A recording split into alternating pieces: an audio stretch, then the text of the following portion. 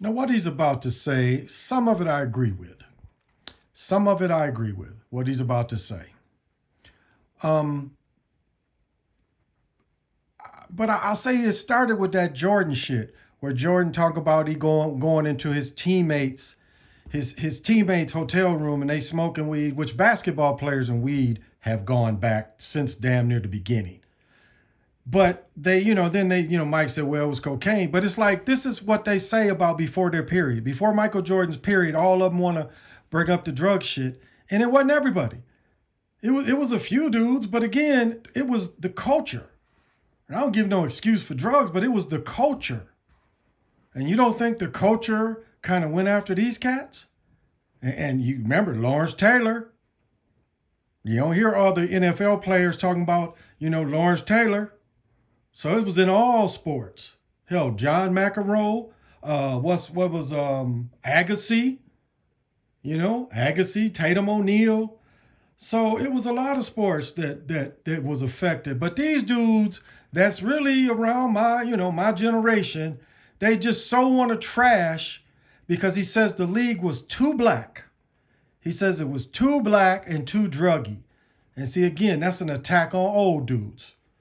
And he 57, 58. 50, Michael Jordan just turned 59, so he ain't far behind. He in his late 50s.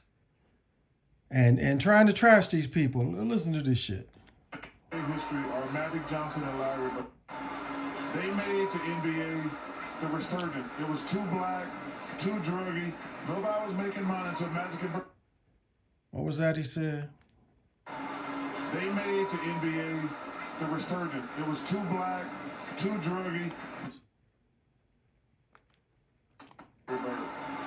They made the NBA the resurgent. It was too black, too druggy. Nobody was making money until Magic and Bird came along. You see that? Again, that's bashing dudes, old dudes.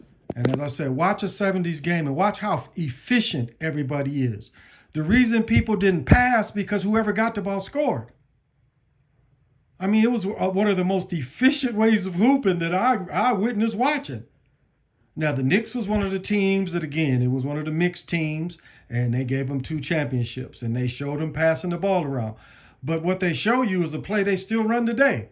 There's a play where a player, say I get it at the wing, I pass it to the top of the key, they pass it to the other wing, and then they pass it to the corner. Do you know how long the NBA's been running that play? I watched the Knicks run that same shit, and of all the NBA plays, I noticed that play one of the first plays I noticed here because I used to get good tickets in the 90s. And I was like, wow, but they've been running that play. But anyway, brother, there's no reason to bash them. He didn't have to say nothing about drugs.